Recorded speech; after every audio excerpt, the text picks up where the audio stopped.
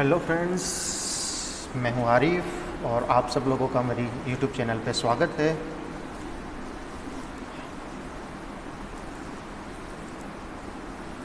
Today we are going to learn about work and energy, a complex topic in a simplest way. So my first question is, what is an energy? According to the science, energy is the capacity to do work. काम करने की क्षमता को energy कहा जाता है। अब सवाल ये उठता है कि काम किसको कहते हैं। The question is, what do you mean by work? So the answer is, work is the product of force and displacement. Work is the product of force and displacement. Work जो है वो force और displacement का product मतलब result है। Work transfer energy from one place to another place or one form to another form. Work जो है energy को ट्रांसफ़र करता है एक फॉर्म के अंदर से दूसरे फॉर्म के अंदर। सपोज़ हम उसको इस तरह से पहचानेंगे कि अगर आप कोई कार्ट पुश कर रहे हो, मतलब एक जगह से कार्ट को दूसरी जगह पर ले जा रहे हो, तो आप उसके ऊपर फोर्स लगाओगे, तो ये जो आपका मस्कुलर एनर्जी है वो मैकेनिकल एनर्जी में कन्वर्ट होंगी और उस चीज़ को एक जगह से दूसरी जगह ट्रांसफ़र करेंगी। तो सबसे पहले हम काम के बारे में स्टडी करेंगे कि what is the work. Work and energy are inter related. So according to the science there are 3 types of work. First one is the positive work, second one is the zero work and third one is the negative work. Like positive number, zero and negative number, integers. Remember? So work is also positive, zero and negative. Remember? Now what is the meaning of positive work? Positive work किसको कहते हैं? Positive works उसको कहते हैं when displacement is done in the direction of force. जब displacement force की direction में होता है तो उसको positive work कहते हैं। जैसे किसी चीज़ के ऊपर आप force दे रहे हो, तो the direction of force and the displacement is in the same direction, then we call that work is a positive work. Zero work, when the displacement in and on the same point where it started. Displacement उसी same point पर आकर ख़त्म होता है जहाँ से आपने start किया हुआ है वर्क, तो उसको जीरो वर्क कहते हैं, क्योंकि उस कंडीशंस के अंदर जो डिस्प्लेसमेंट होगा वो ज़ीरो होगा, क्योंकि आपने जहाँ से उसको डिस्प्लेस करना शुरू किया था वहीं पर आकर वो रुक गया। जैसे राउंड शेप के अंदर अगर आपने डिस्प्लेसमेंट किया, तो मैं आपको उसको एग्जांपल के जरिए समझाऊंगा।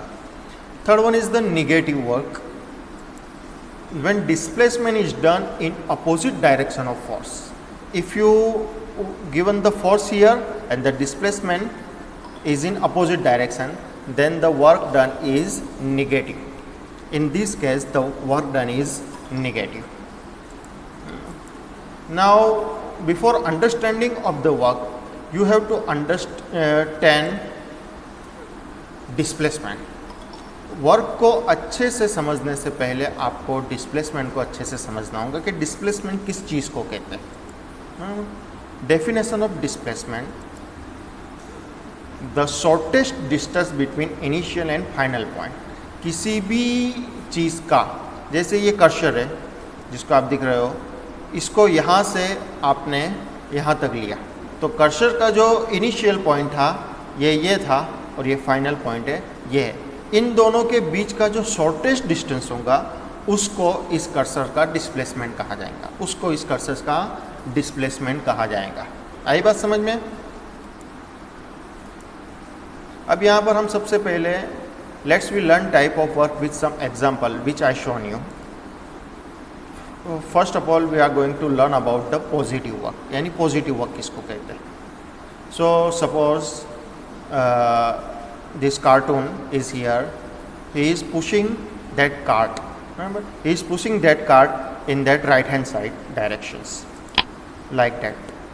So in this case, the force and the displacement in the same direction. Force is also in the right hand side direction, and the displacement is also in right hand directions. So this is called positive work.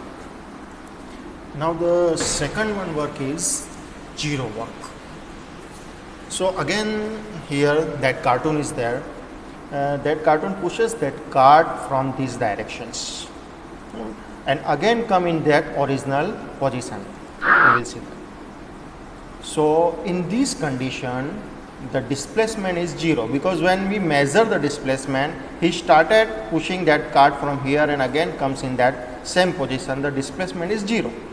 The distance is from here to here, but the displacement is zero. So the work done in this condition is zero. Now in third case, negative work. In this case, the man pushes that cart in downward direction. The man applies that force in downward direction, but the effect of that force, that cart goes upward directions. The result is in upward directions. The displacement is in upward direction. So in this case, the work is negative, because the force is in downward direction and the displacement is in upward direction, exactly opposite to the force. In this case, the work done is zero. So we need energy to do works. किसी भी काम करने के लिए हमें energy की ज़रूरत होती है. So one laws is there, Newton's law of conservation of energy. Energy neither be created nor be destroy, it only transfer from one form to another form. Energy ना तो बनाई जा सकती है ना ख़त्म की जा सकती है, वो सिर्फ एक फॉर्म से दूसरे फॉर्म के अंदर ट्रांसफ़र होती है. और हमारी सोलार सिस्टम के अंदर the only source of energy is a sun. हमारी पूरी सोलार सिस्टम के अंदर एनर्जी का जो सोर्स है वो sun. The only source of energy in our solar system is sun. Types of energy. Now we are going to learn about the types of energy. There are mainly, broadly, two types of energy, two kinds of energy. Kinetic energy, one is the kinetic energy, energy of the movement. Any things which are is in the movement, that possesses kinetic energy. And the second one is potential energy. Energy which are in the form of the movement, which are ready to start the movement, that body possesses potential energy. जो body movement करने की क्षमता रखती है, जो अभी move नहीं हो रही है लेकिन वो मूव करेंगी, तो उसके अंदर जो एनर्जी है, जो स्टोर्ड एनर्जी, उस स्टोर्ड एनर्जी को हम पोटेंशियल एनर्जी कहेंगे. Kinetic energy and potential energy are continuously interchangeable. वो कंटिन्यूस एक फॉर्म के अंदर से दूसरे फॉर्म के अंदर ट्रांसफ़र होते रहती है. अब हम लोग देखेंगे कि काइनेटिक एनर्जी किसको कहते हैं, यानी काइनेटिक एनर्जी के फॉर्म कौन कौन से हैं. तो सबसे पहला फॉर्म जो है वो काइनेटिक एनर्जी का है थर्मल एनर्जी. यानी energy of moving particles. Thermal energy, steam जो है वो मूव होती है. उसके अंदर उसके जो पार्टिकल्स है, उसके जो एटम्स है वो कंटिन्यूसली मूव होते हैं. जिन एटम्स के अंदर बॉन्डिंग होती नहीं है वो एक जगह से वो कंटिन्यूसली दूसरी जगह की तरफ मूव होना शुरू हो जाते हैं. आपने देखा होगा कि स्टीम जो है वो कंटिन्यूस मूवमेंट में होती है. तो इस एनर्जी को, ये जो है काइनेटिक फॉर्म ऑफ एनर्जी है जिसको हम थर्मल एनर्जी कहते हैं. सेकंड फॉर्म जो है एनर्जी का वो mechanical energy. Second form of energy is mechanical energy. Energy of an object which are in motion. कोई भी चीज़ जो मोशंस के अंदर है, कोई मशीन्स जो है वो मूव करता है. जैसे मोटर घूमती है, मोटर घूमने की वजह से एक गाड़ी चलती है, कई सारी चीज़ें होती है. तो ये जो मूवमेंट है मशीन्स के अंदर, उस मूवमेंट को मैकेनिकल एनर्जी कहा जाता है. Third one is the electrical energy. Energy of moving electrons, wire के अंदर जो इलेक्ट्रॉन्स मूव होते हैं नेगेटिव चार्जेस को लेकर, उस मूवमेंट इलेक्ट्रॉन्स की जो मूवमेंट होती है इसको इलेक्ट्रिकल एनर्जी कहा जाता है. It is also one form of kinetic energy. And the next form is magnetic energy. pull and push and pull. You know that like pole repel each other, or like pole of magnet repel each other and unlike pole attract each other. Remember? So ये pull push की जो movement है इसको magnetic energy कहा जाता है. Then the next one is sound energy. Energy of moving air waves. Sound जो है वो medium के थ्रू चलता है और जब हवा में वो चलता है या किसी भी मीडियम में चलता है तो वो वेव्स के फॉर्म में चलता है. That's why it is also one form of kinetic energy which we can hear, जिसको हम सुन सकते हैं, तो उस एनर्जी को साउंड एनर्जी कहा जाता है. And the next energy form is light energy which is also a kinetic energy because in this form the photons are moves from one place to another place, and the movement of that photons or the speed of that photon is very high, which is called 3 lakhs kilometer per second. इतनी ज़्यादा speeds के अंदर वो particles, वो photon particles जो वो move होते हैं, and that's why this is called light energy and it is also one kind of kinetic energy. Now we are going to learn about the forms of potential energy, means stored energy.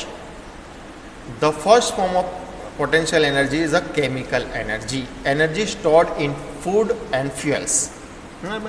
आपको पता है petrol है, इसके अंदर fuel energy, कोई भी crude oil है, petrol है, डीजल है, उसके अंदर उसको वो जो है मैकेनिकल एनर्जी में कन्वर्ट होती है और वो मशीन्स को चलाती है.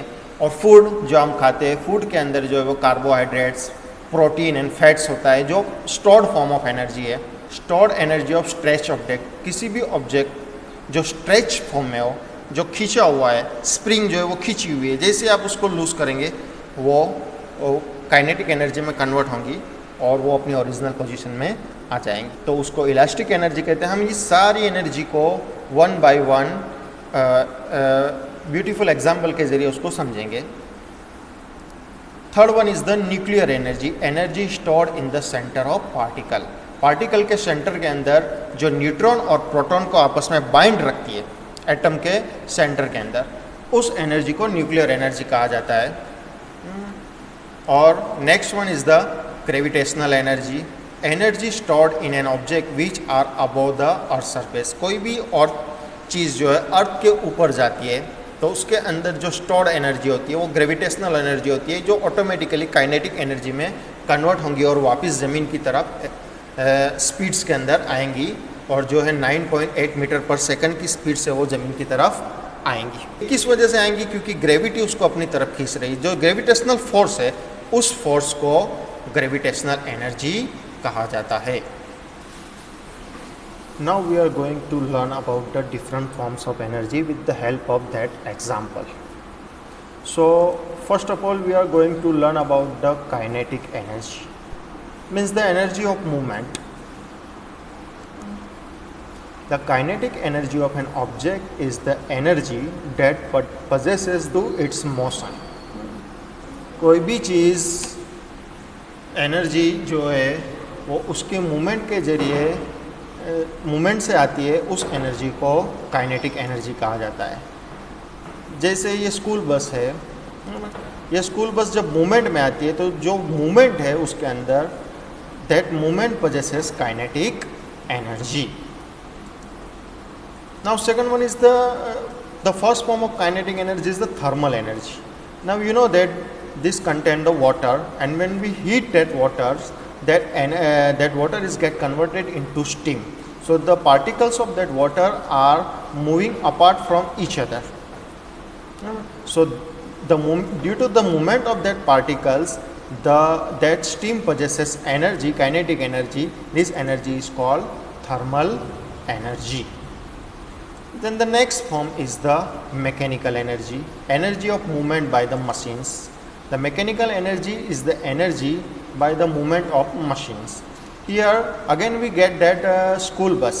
यहाँ पर हम फिर से स्कूल बस को लेंगे और ये स्कूल बस जो है ये उसके मोटर जो घूमती है और उस मोटर के घूमने की वजह से जो उसके पहिए घूमेंगे और ये मोटर को आगे ले जाएंगी, तो the movement of that machines is called the mechanical energy, is called the mechanical energy. The third one is the electrical energy, energy of an electron moving through a wire. देखो हम यहाँ पर एक इलेक्ट्रिक सर्किट लेंगे जिसके अंदर ये एक बैटरी लगी हुई होंगी. बैटरी का जो ये पोल है वो पॉजिटिव अफेक्ट करेगा और ये पोल जो है वो नेगेटिव अफेक्ट करेगा. और आपको पता है कि like charges repel each other and unlike charges attract each other. तो यहाँ पर जो है वो नेगेटिव चार्जेस क्रिएट होंगे और यहाँ पर जो है वो पॉजिटिव चार्जेस क्रिएट होंगे. तो ये नेगेटिव चार्जेस ये पॉजिटिव चार्जेस की तरफ अट्रैक्ट होंगे और ये जो पॉजिटिव चार्जेस है वो नेगेटिव चार्जेस की तरफ अट्रैक्ट होंगे और उसकी वजह से ये सेल के अंदर जो केमिकल रिएक्शन होंगी उसकी वजह से यहाँ पर जो नेगेटिव चार्जेस प्रोड्यूस होंगे ये पॉजिटिव चार्ज की तरफ अट्रैक्ट होंगे और ये जो है पॉजिटिव चार्ज जो क्रिएट होंगे वो नेगेटिव चार्ज की तरफ अट्रैक्ट होंगे. तो उसकी वजह से ये इलेक्ट्रॉन्स कंटिन्यूसली इस सर्किट के अंदर मूव होते रहेंगे और ये जो मूवमेंट की वजह से जो एनर्जी यहाँ पर आ रही है, जो काइनेटिक एनर्जी आ रही है, इस एनर्जी को इलेक्ट्रिकल एनर्जी कहा जाएगा. जब तक कि इस सेल के अंदर केमिकल रिएक्शंस होती रहेंगी ये पार्टिकल्स जो है वो मूव होते रहेंगे. That's why it is called electrical energy. और इस एनर्जी के बीच में जो की चीज़ हम जो भी मटेरियल लगाएंगे वो ग्लो होगा या काम करेगा. जैसे कंप्यूटर होगा तो कंप्यूटर काम करेगा, बल्ब होगा तो बल्ब काम करेगा, मतलब या कोई भी चीज़ आप लगाओ इसके अंदर वो जो है वो ग्लो करेंगी या वर्क करेंगी. And this is called electrical energy. जो है अगर आप बल्ब लगाते हो तो that electrical energy is convert in here in the light energy. अगर आप कोई साउंड सिस्टम लगाते हो then that electrical energy convert into sound energy. So अगर कोई मोटर लगाते हो तो that electrical energy is converted into mechanical energy, mechanical form of energy. And then next one is the magnetic energy, energy of push or pull. So here two bar magnets. Here one pole is the north pole and here we kept the south pole of that magnet. Then what happened? That two magnets are attract each other because of that magnetic force. So this force is called magnetic energy. And here we get same poles of magnet, south pole and south pole. Then what happened that they are repel each other, एक दूसरे की तरफ से वो दूर जाएंगे. तो यहाँ पर जो बीच में जो फोर्स रहेगा उस फोर्स को मैग्नेटिक फोर्स कहा जाएगा और उस एनर्जी को मैग्नेटिक एनर्जी कहा जाएगा.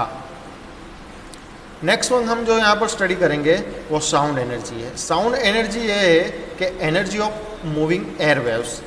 सपोज यहाँ पर हमारे पास में एक ये जो कंटिन्यूसली वाइब्रेट हो रहा है और उस वाइब्रेशन की वजह से साउंड प्रोड्यूस होगा और वो साउंड जो है इस तरह के एयर वेव्स के अंदर से एक जगह से दूसरी जगह ट्रांसफ़र होगा और वही एक इसको फ्रीक्वेंसी कहते हैं कि जिसके अंदर से वो वाइब्रेशन हो रहा है. जिस फ्रीक्वेंसी से वो वाइब्रेट होगा उसी फ्रीक्वेंसी से हमारी कान के अंदर जो ड्रम है वो ड्रम भी वाइब्रेट होगा और वो साउंड हमें सुनाई देगा. बराबर वो साउंड इससे टकरा कर कान के अंदर जाती है और इसी वजह से हम साउंड एनर्जी को फील कर सकते हैं, अपने सेंस ऑर्गन के जरिए पहचान सकते हैं.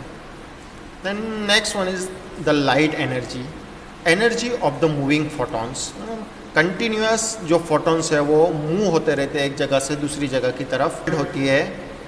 उस मोमेंट को लाइट एनर्जी कहा जाता है जो हमारी आँख के ऊपर आती है और एक जगह पर कन्वर्ज होती है और उस वजह से हमें चीज़ें दिखाई देती है. So because of light energy we can see the things. It is very important energy in our life. Now we are going to learn about the next potential energy, potential form of energy which is called store energy. So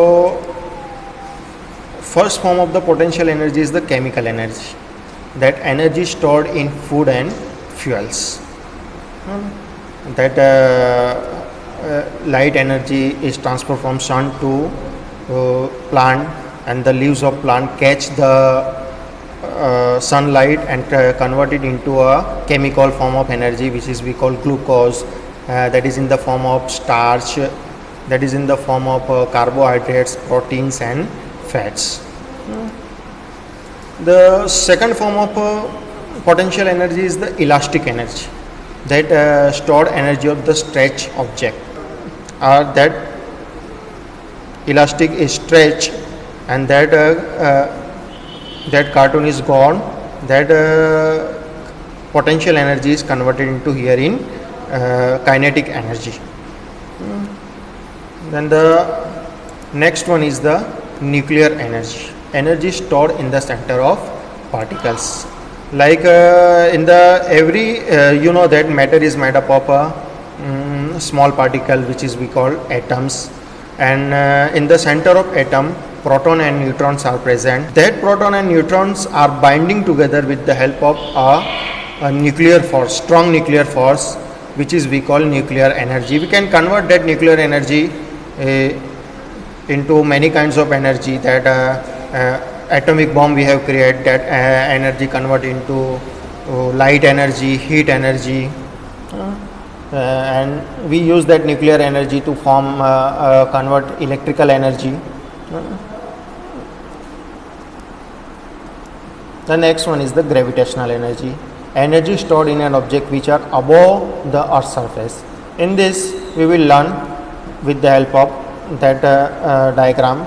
Here suppose this is the surface of the earth, and one ball is there. When we throw this ball upward direction, then what will happen? After some time that ball fallen down to the surface of the earth. The muscular energy which we have, we transfer that muscular energy into that ball and we push that ball upward direction. After some time that muscular energy will end, that potential energy, then that ball contain potential energy, and that ball now start falling towards the earth surface because of the gravitational energy. यहाँ पर एक model बनाया हुआ है मैंने कि सबके सब एनर्जी, सारी के सारी एनर्जी जो है वो सन की तरफ से ट्रांसफ़र होती है. सारी की सारी एनर्जी जो है वो सन की तरफ से ट्रांसफ़र होती है. सन के अंदर से हमें दो तरह की एनर्जी मिलती है, एक लाइट एनर्जी है और एक हीट एनर्जी है. ये लाइट एनर्जी जो है जब प्लांट के ऊपर गिरती है और प्लांट जो है इस एनर्जी को कन्वर्ट करता है केमिकल फॉर्म ऑफ एनर्जी के अंदर, कार्बोहाइड्रेट्स, प्रोटीन एंड फैट्स के अंदर, और वो प्लांट जो है वो अपने सीड्स को देता है. और जब सीड्स राइप हो जाता है तो उसके अंदर से जो बची हुई एनर्जी होती है, जो हम हार्बीवोरस एनिमल्स उसको लेते हैं, plant are eaten by herbivores eaten by carnivores. तो sun is the ultimate source of energy. सारी के सारी एनर्जी जो है वो हमें हमारी अर्थ को सन की तरफ से मिलती है. और during the process of photosynthesis पानी, वाटर वेपर लिबरेट होती है, ऑक्सीजन लिबरेट होता है, which is very essential for our life. तो इसके बाद हम लोग जो स्टडी करने जा रहे हैं कि measurement of energy and work, काम को और एनर्जी को कैसे मेज़र किया जाता है. Because in science we can measure each and everything, and everything has a unit to measure. That is, we measure mass in terms of grams, we measure volume in terms of liter, we measure distance in terms of meter, centimeters. So we can measure energy and work both. So both work and energy are measured in terms of joule, named after the scientist James Picard Joules. Here the photo of that scientist who measured the work and energy, James Picard Joules. Now here joule is a derived unit. Derived unit means joule is also measured in terms of Newton per meter, joule per meter. Okay, so here we will see the how much 1 joule is equal to. 1 joule energy is energy exerted when a force of 1 Newton is applied over a 1 meter distance. 1 joule energy उसको कहते हैं जब हम 1 Newton force किसी चीज़ के ऊपर apply करते हैं और हम उसको 1 मीटर तक डिस्प्लेस करते हैं, तो हमारा जो काम हुआ, हमने जितनी एनर्जी वहाँ पर लगाई वो 1 जूल एनर्जी काउंट होगी. अब सवाल ये उठता है, the question is that how much 1 Newton is equal to. The Newton is the measurement of force, is the unit for the measurement of force. Force को न्यूटन के अंदर मेजर किया जाता है। I told you that we can measure each and everything in science. So 1 Newton is the force needed to accelerate 1 kilogram of mass at the rate of 1 meter per second square in direction of the applied force. Now it's little bit confusing कि 1 Newton force कितना हो सकता है। 1 Newton force अगर हम किसी 1 kilogram की चीज़ को एक्सेलरेट कर रहे हैं 1 मीटर पर सेकंड के अंदर, तो हमको जो लगने वाला फोर्स है वो है 1 न्यूटन फोर्स।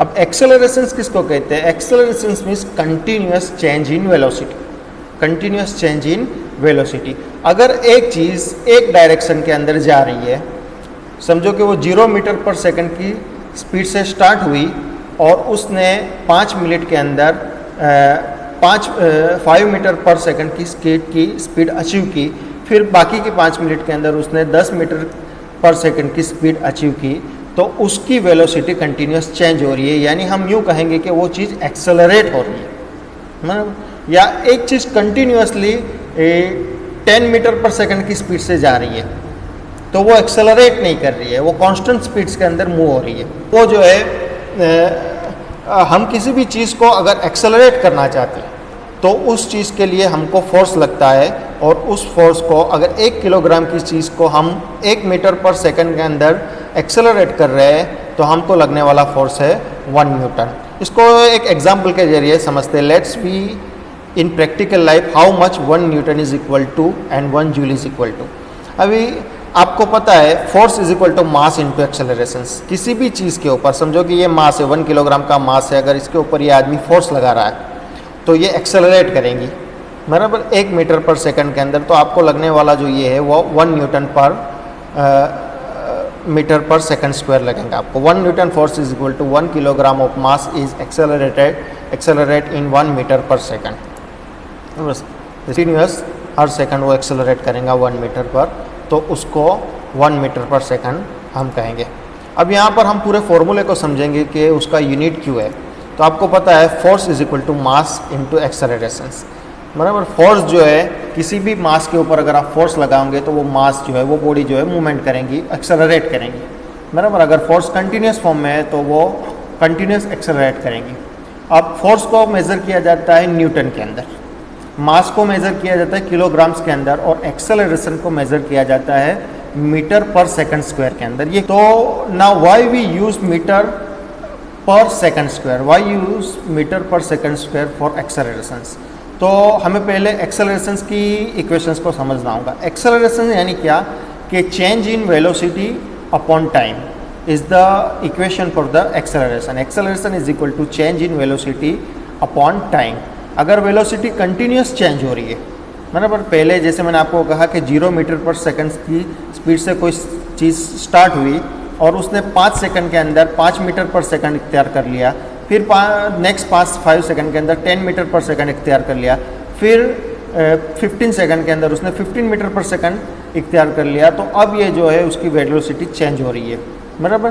तो initial velocity and final velocity हमें निकालनी होती है और उसको टाइम से डिवाइड करना होता है, तब जाकर हमें एक्सेलरेशंस मिलता है। तो जैसे यहाँ पर acceleration is equal to v minus u, बराबर। Suppose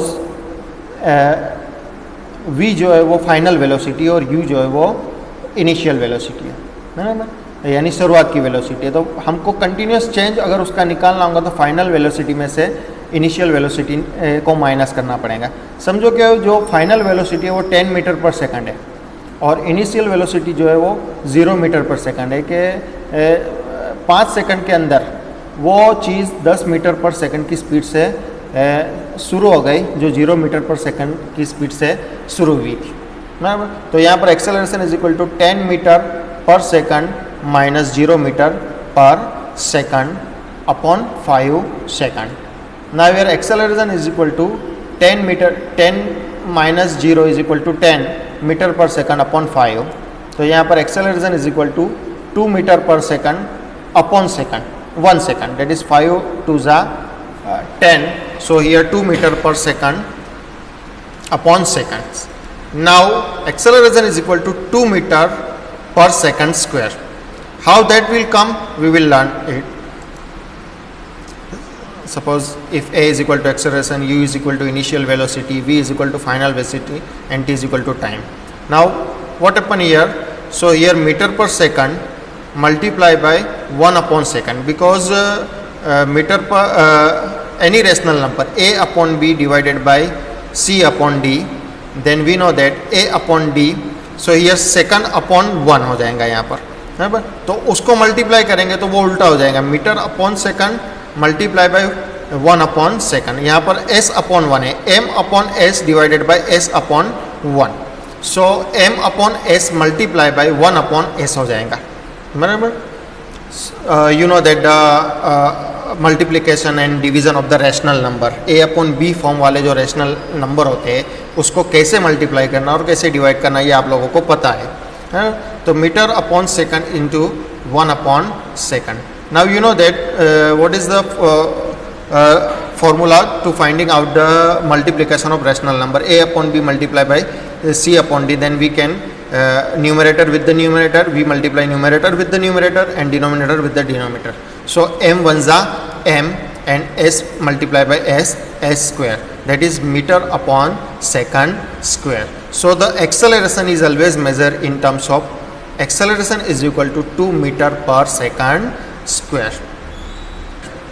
Measurement of energy and work. Both 1 joule energy is energy exerted when a force of 1 Newton is applied over a 1 meter distance. अब आपको पता है energy is the product of force and displacement. Energy is the product of work is the product of force and displacement. Yeah, energy is the product of force and displacement. So 1 joule energy is equal to 1 Newton force multiplied by 1 meter distance. तो वो जो है 1 joule energy कही जाएंगी. अब जैसे ये जो है 1 किलोग्राम का मास है, उसको यहाँ पर जो फोर्स लगेगा वो 1 न्यूटन फोर्स का लगेगा और वो उसको डिस्प्लेस करेगा 1 मीटर की तरफ. I hope now you have understand the concept of work and energy properly. If you like my work then please give like to this video and subscribe to my channel Arif Padwala. Thank you.